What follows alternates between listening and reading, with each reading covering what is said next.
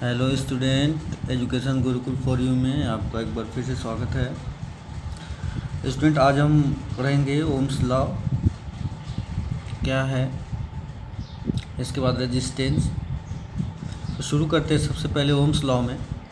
इस चैप्टर में हम लोगों ने पहले ही पढ़ रखा है कि किसी भी सर्किट में जब हम बैटरी लगाते हैं तो वहाँ पर एक पोटेंशियल डिफरेंस सेटअप होता है, जिसकी वजह से चार्जेस क्या करते हैं, फ्लो करते हैं, उनको एनर्जी मिलती है बैटरी से, और वो चार्जेस मिल के एक करंट कंस्टिट्यूट करते हैं सर्किट के अंदर। और इस करंट को कैसे हम लोग बताते हैं, rate of flow of charge कहते हैं। जिस भी रेट से चार्ज फ्लो करता है वही क्या होता है, करंट होता है। स्टूडेंट, आप पोटेंशियल डिफरेंस ज़्यादा कर बढ़ा देंगे सेल्स को लगा के। मान लीजिए 2 वोल्ट की 3 वोल्ट की बैटरी है, 6 वोल्ट कर दिया, 12 वोल्ट कर दिया, 18 वोल्ट कर दिया, तो नंबर ऑफ़ चार्जेस जो होंगे बड़ा तेज़ी से, तो या तो नंबर ऑफ़ चार्ज बढ़ा लीजिए आप या उनकी स्पीड बढ़ा लीजिए। दोनों ही केसेस में क्या होगा, इलेक्ट्रिक करंट क्या हो जाएगा, सर्किट के अंदर बढ़ जाएगा। इसी बात को प्रूफ करने के लिए सर जॉर्ज साइमन ओम ने एक लॉ दिया, एक स्टेटमेंट दिया अपना। उनका स्टेटमेंट था कि जब भी हम सर्किट के अंदर पोटेंशियल डिफरेंस बढ़ाएंगे तो करंट की वैल्यू भी उसी हिसाब से क्या होगी, बढ़ जाएगी। Means current I in circuit is directly proportionate to potential difference applied across it. इसके बाद ये और एक लाइन है, provided no change in external conditions like temperature and physical temperature and pressure. Means आपको टेम्परेचर और प्रेशर को भी चेंज नहीं करना है, क्योंकि अगर टेम्परेचर प्रेशर चेंज करेंगे तो ये जो रिलेशन है ये इस पर इफेक्ट पड़ेगा। तो जो V है यानी potential difference is directly proportional to I। Means आप जितने गुना V बढ़ाएंगे जितने टाइम्स I भी क्या हो जाएगा, बढ़ जाएगा। ये ओम्स का स्टेटमेंट था और इसको प्रूव भी किया गया। इसके बाद उन्होंने क्या किया कि एक प्रोपोर्शनैलिटी कांस्टेंट लिया। वो ये जानना चाह रहे थे कि आखिर V/I का रेशियो क्या होगा, V/I का रेशियो क्या होगा किसी भी सर्किट के अंदर। उसको उन्होंने R कहा, रेजिस्टेंस का। देखिए, सपोज़ करिए आप कहीं पर भी 10 वोल्ट की बैटरी लगाए, 2 एम्पियर का करंट फ्लो किया, 20 वोल्ट की बैटरी 4 एम्पियर का, जितने गुना आप बढ़ाए करंट भी बढ़ गया। तो आखिर यहाँ पे कुछ है, 5 2 या 10, 5 4 जा 5। तो ये जो 5 है बेटा, ये जो 5 है ये किसकी वैल्यू है, रेजिस्टेंस की है। इस सर्किट के अंदर रेजिस्टेंस है। अब ये सर्किट टू सर्किट चेंज होगा रेजिस्टेंस। तो अगर आपको करंट को वैल्यू निकालनी है तो आप I इक्वल टू क्या कर लेंगे, V/R। किसी भी सर्किट के अंदर V/R। यहाँ देख पा रहे हैं आप, जो वोल्टेज आपने V अप्लाई किया था वो कितना रह गया, V/R, क्योंकि जितना V होगा उतना ही I होगा। अगर आप जितने गुना V बढ़ाएंगे I भी क्या होगा, बढ़ता जाएगा। Means V is directly proportional to I and vice versa. अगर आप करंट को बढ़ा रहे हैं तो भी वोल्टेज बढ़ेगा, और वोल्टेज बढ़ाएंगे तो भी करंट बढ़ेगा। अब बात करते हैं आखिर ये रेजिस्टेंस क्या है। रेजिस्टेंस क्या है, रेजिस्टेंस जो होता है किसी भी सर्किट के अंदर, जैसे ये देखिए कंडक्टर जो हमने लगा रखा है, ये मान लीजिए कॉपर वायर है, ये यहाँ तक तो इसमें कोई रुकावट नहीं है करंट में। लेकिन ये जो मैंने सिंबल बना रखा है ये रेजिस्टेंस है। फ़ैन हो सकता है, ट्यूबलाइट हो सकता है, कोई भी डिवाइस हो सकती है। यहाँ पे क्या होगा बेटा, एक्चुअली जो इलेक्ट्रॉन का फ्लो यहाँ होगा, यहाँ पे आके क्या हो जाता है, फ्लो उसका बहुत ही कम हो जाता है। मीन्स करंट को यहाँ पर अपोजिशन का सामना करना पड़ता है।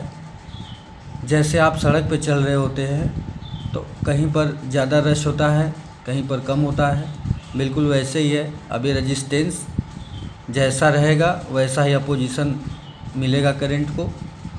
तो रेजिस्टेंस क्या होता है, ये सर्किट के अंदर करंट के फ्लो को क्या करता है, रेजिस्ट करता है, रोकता है, अपोजिशन करता है, हिंड्रेंस डालता है। अब कैलकुलेशन कैसे करेंगे रेजिस्टेंस के लिए, ये तो बात क्लियर हो गई कि रेजिस्टेंस क्या होगा, करंट के इन्वर्सली प्रोपोर्शनल होगा। यहाँ पर देखिए इस रिलेशन में I इक्वल टू V/R, यानी इन्वर्स अगर रिलेशन होता है तो अगर करंट बढ़ेगा इसका मतलब रेजिस्टेंस कम है, रेजिस्टेंस ज़्यादा होगा तो करंट क्या होगा, कम होगा। और रेजिस्टेंस कम होगा तो करंट सर्किट के अंदर ज़्यादा होगा। यहीं पर देख लेते हैं, अगर 10 वोल्ट अप्लाई करने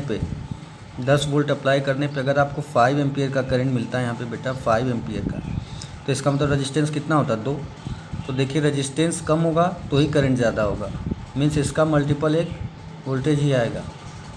इस चीज़ को आप ध्यान रखेंगे कि जहाँ पर रेजिस्टेंस ज़्यादा होगा वहाँ पर आपको करंट क्या मिलने वाला है, कम मिलने वाला है, और जहाँ पर रेजिस्टेंस कम होगा वहाँ पे करंट आपको डेफिनेटली ज़्यादा मिलेगा सर्किट के अंदर। ये सर्किट टू सर्किट डिपेंड करेगा, रेजिस्टेंस के नेचर भी डिपेंड करेगा, वो हम लोग आगे भी डिस्कस करेंगे। तो जो कैलकुलेशन आप करेंगे वो R = V/I से। Is that clear student? अब एक ले लेते हैं V और I में ग्राफ भी बना लेते हैं कि कैसा ग्राफ मिलेगा। ये बहुत इंपॉर्टेंट है, कई बार पूछा भी गया एग्ज़ाम में कि भाई V और I में ग्राफ कैसा मिलता है ओम्स लॉ में। चलिए सपोज़ करिए हमने कुछ वोल्टेज की वैल्यू ले ली 5, 10, 15 और 20, करंट की वैल्यू उसी हिसाब से 2 एम्पियर, 4 एम्पियर, 6 एम्पियर और 8 एम्पियर। देखिए जैसे जैसे मैंने वोल्टेज को बढ़ाया है वैसे वैसे करंट भी क्या हुआ है, बढ़ा है, क्योंकि V is directly proportional to I। अब अगर R की वैल्यू कैलकुलेट करने जाएंगे हम, तो R की वैल्यू कैलकुलेट करेंगे V/I से। तो यहाँ पे जो करंट की वैल्यू आएगी, यहाँ पे जो रेजिस्टेंस की वैल्यू आएगी, सभी क्या होगी बेटा, सेम होगी। देख सकते हैं आप डिवाइड करके। तो इस सेटअप में कुछ नहीं करना है, एक रेजिस्टेंस ले लेना है और उसके पैरेलल लगा देना है हमको वोल्ट मीटर लगा देना है। वोल्ट मीटर मतलब जो कि वोल्टेज को मेज़र करता है। ये ऐसी डिवाइस है जो किसको मेज़र करती है, वोल्टेज को। सर्किट के अंदर एक वोल्ट मीटर लगा देने से जो भी इस रेजिस्टेंस के क्रॉस पोटेंशियल ड्रॉप होगा वो हमको पता चल जाएगा, क्योंकि कंडक्टर में कहीं पर भी रेजिस्टेंस तो लगेगा नहीं। रेजिस्टेंस जहाँ लगेगा वहीं पे हमको क्या लगाना होगा, वोल्ट मीटर लगाना होगा, क्योंकि वहीं पे हमको पोटेंशियल ड्रॉप देखना होगा। करंट की वैल्यू कम होगी कि पोटेंशियल ड्रॉप वहाँ होगा ही। एक सीरीज़ में अमीटर लगाएंगे, एम्पियर मीटर, जो कि किसको बताएगा, ये करंट को बताएगा सर्किट के अंदर। इसके बाद एक रियोस्टेट लगाएंगे बैटरी से। रियोस्टेट आपने पढ़ा है शुरू में ही, पहले ही दूसरे लेक्चर में। रियोस्टेट क्या होता है, इसको हम स्लाइड करके रेजिस्टेंस को बढ़ा और घटा सकते हैं, इसको वेरिएबल रेजिस्टेंस भी कहा जाता है। बैटरी से जो एनर्जी मिलती है शुरू में ही उसको क्या कर देता है, कुछ न कुछ कंज्यूम कर ही लेता है अपने पास, इसलिए पूरा वोल्टेज यहाँ पे आके कम ही हो जाता है। इसको आप स्लाइड करेंगे तो वोल्टेज की वैल्यू बढ़ और घट जाएगी, उसी हिसाब से सर्किट के अंदर करंट भी वेरी करेगा। अब देखिए सपोज़ करिए कोई भी V वोल्ट की बैटरी है, I एम्पियर करंट कंस्टिट्यूट हुआ सर्किट के अंदर, और ये हमने वैल्यूज़ ले रखी है। जब आप V को आप y एक्सिस पे रखेंगे, I को x एक्सिस पे रखेंगे। इसको आप चाहें तो कुछ बुक में I को यहाँ पर रखा गया है, V को यहाँ रखा गया है, तो कैलकुलेशन में थोड़ा डिफरेंस आएगा। अगर आप I यहाँ इस जब भी यहाँ पर V होगा और यहाँ I होगा तो आप R रेजिस्टेंस आसानी से निकाल पाएंगे। तो यहाँ पर ये देखा गया, ये वैल्यूज़ है करंट की, ये वैल्यूज़ है वोल्टेज की। ये देखा गया कि सब जगह रेजिस्टेंस क्या है, सेम है। जैसे जैसे करंट बढ़ा है वोल्टेज बढ़ा है, करंट भी बढ़ा है। तो यहाँ पे हमको क्या मिल गया, एक स्ट्रेट लाइन मिल गया, यानी जैसे जैसे V बढ़ा है वैसे ही बिल्कुल I भी बढ़ा है। तो जो लाइन है, जो ग्राफ मिलने वाला हमको, ये बिल्कुल कैसा मिलने वाला है, स्ट्रेट लाइन मिलने वाला है। यानी कि V और I का जो नेचर होगा ग्राफ का वो कैसा होगा, बिल्कुल स्ट्रेट लाइन होगा। इसका मतलब है कि दोनों V और I में कैसा रिलेशन है, लीनियर रिलेशन। अब देखते हैं कोई भी ओमिक कंडक्टर होगा तो उसमें जब भी V और I में ग्राफ निकालेंगे आप तो वो स्ट्रेट लाइन ही आएगा। अब रेजिस्टेंस की कुछ प्रॉपर्टी देख लेते हैं कि आखिर रेजिस्टेंस किस पे डिपेंड करता है, कैसे डिपेंड करता है इस सर्किट के अंदर। क्या ये बदल भी सकता है, सर्किट टू सर्किट तो चेंज होगा ही, वो डिपेंड करेगा रेजिस्टेंस पे। देखिए सबसे पहला जो प्रॉपर्टी है, कह लीजिए चाहे कैरेक्टरिस्टिक कह लीजिए रेजिस्टेंस का, अगर आपने लेंथ यहाँ पर देखिए सर्किट के अंदर, ये अगर मैं ये लेंथ को और ज़्यादा बढ़ा दूँ, यहाँ तक कर दूँ और रेजिस्टेंस लंबा कर दूँ, तो जो इलेक्ट्रॉन्स होंगे वो अब और ज़्यादा कोलिजन उनको फेस करना पड़ेगा सर्किट के अंदर। यानी क्या होगा, उनका स्पीड और कम हो जाएगा, यानी करंट की वैल्यू और कम हो जाएगी। Means resistance is directly proportional to length of the resistance. तो अगर आप लेंथ बढ़ाते हो, जैसे यहाँ पर देखो, अगर मैंने एक कंडक्टर ले रखा था, अगर मैं इसका लेंथ और ज़्यादा बढ़ा दूँ तो इलेक्ट्रॉन्स को यहाँ से यहाँ तक पहुँचने में नंबर ऑफ़ कोलिजन्स ज़्यादा करने होंगे। मीन्स रेजिस्टेंस किस पे डिपेंड कर रहा है, लेंथ पे, वो भी कैसे, डायरेक्टली बिल्कुल डिपेंड कर रहा है। तो लेंथ अगर आप बढ़ाएंगे तो रेजिस्टेंस भी क्या होगा, बढ़ जाएगा। दूसरा केस देखते हैं, अगर आप एरिया ऑफ क्रॉस सेक्शन बढ़ा दिए, ये एरिया ऑफ क्रॉस सेक्शन बढ़ा दिए, अब क्या होगा, इतने से एरिया में जो इलेक्ट्रॉन्स जा रहे थे, अब उनके लिए एरिया क्या हो गया, बढ़ गया, तो उनको स्पेस ज़्यादा मिलने लगा और अब नंबर ऑफ़ कोलिजन्स क्या हो जाएंगे, कम हो जाएंगे। Means resistance is inversely proportional to area of cross section. अगर आप एरिया ऑफ क्रॉस सेक्शन बढ़ाएंगे तो रेजिस्टेंस क्या हो जाएगा, कम हो जाएगा। तो अगर हम दोनों इक्वेशन को इक्वेट करें तो हम लिख सकते हैं, इससे पहले चाहें तो हम ये भी लिख सकते हैं, RL/A directly proportional to length and inversely proportional to area of cross section. हम जानते हैं कि जब भी प्रोपोर्शनलिटी का साइन हटाते हैं, so we have to take a constant. So R equal to rho L/A, rho is a constant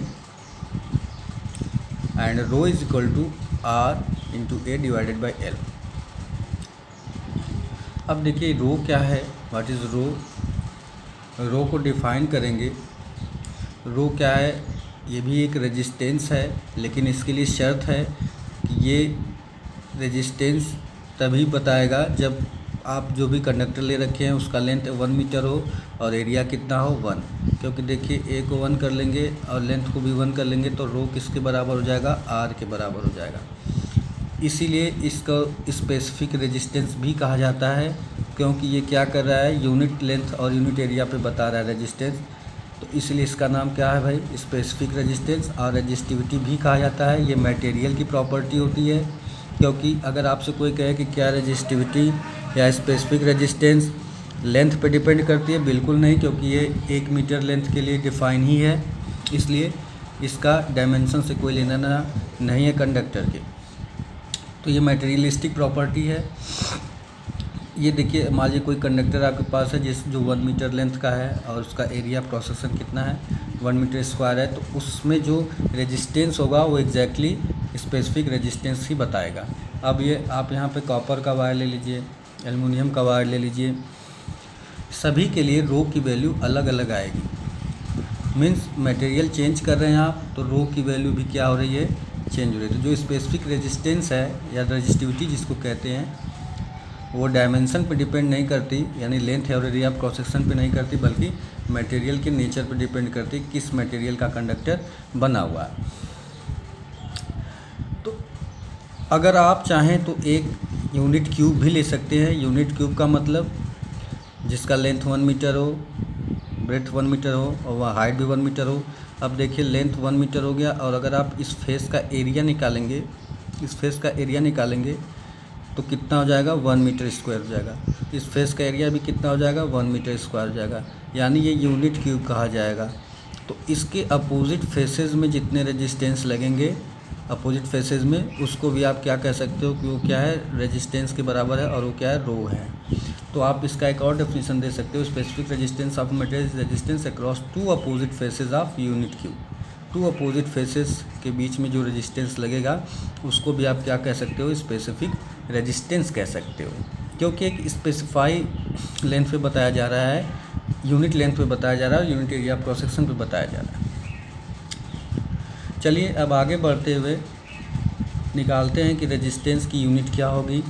देखिए रेजिस्टेंस को हमेशा वोल्ट अपॉन एम्पियर नहीं लिखा जा सकता।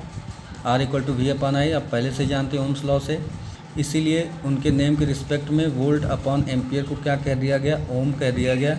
तो तो जो एसआई यूनिट है रेजिस्टेंस की वो क्या होती है, ओम होती है।